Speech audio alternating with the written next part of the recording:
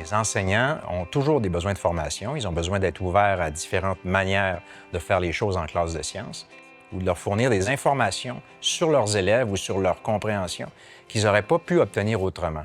Ça fait en sorte qu'on n'a pas l'impression qu'enseigner, c'est seulement être debout devant la classe, devant un PowerPoint, mais il y a d'autres façons de faire qui sont moins énergivores pour nous puis plus plaisants pour eux. Le partenariat pour le développement et la réussite de la formation scientifique au secondaire, c'est un ensemble de partenaires institutionnels qui ont décidé de mettre leurs énergies sur une cohorte d'enseignants de sciences et techno pour les aider à développer, à travers la recherche, leur pratique enseignante. Ça m'a enthousiasmée parce que ça correspond à ma vision de l'enseignement. Ça me donne un lieu où je peux partager ce à quoi je crois. Je rencontre des gens qui ont une ouverture d'esprit, qui ont le goût d'aller plus loin. On nous avait dit qu'on allait être des chercheurs avec la posture d'un enseignant. Puis, par faute de temps, puis aussi un peu de manque d'ambition quand j'ai fini mon bac, bien, je voulais pas nécessairement aller à la maîtrise.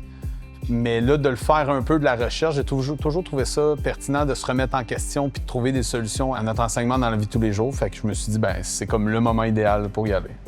On nous donne beaucoup d'informations, puis on a une partie où on va faire du travail personnel, mais on peut consulter tous les gens qui sont présents.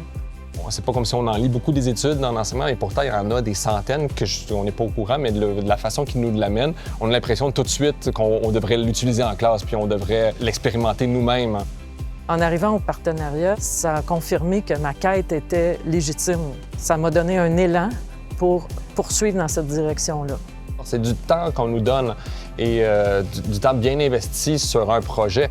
Et avec ça, j'ai été capable de créer une activité, de la tester, puis de me rendre compte qu'elle est efficace, qu'il y a un gain sur l'apprentissage du jeune. Avec l'arrivée de l'intelligence artificielle, la capacité à mémoriser de l'information est moins pertinente. Il va falloir développer l'esprit critique. Je pense qu'à travers la démarche scientifique, c'est là qu'on va y arriver. Mais pour ça, pour vraiment la comprendre, il faut la vivre. Je recommande le programme à tous ceux qui ont cet intérêt-là de travailler une notion qu'ils ont de la difficulté à faire passer dans l'année. Souvent, là, dans toute l'allure du quotidien, on prend pas beaucoup le temps de s'arrêter puis de se questionner réellement sur si c'était efficace, qu'est-ce que j'aurais pu changer. Puis là, on te donne un moment où tu peux tout élaborer, te questionner, te remettre en question. En développant un esprit critique, on fait de nos élèves des citoyens responsables.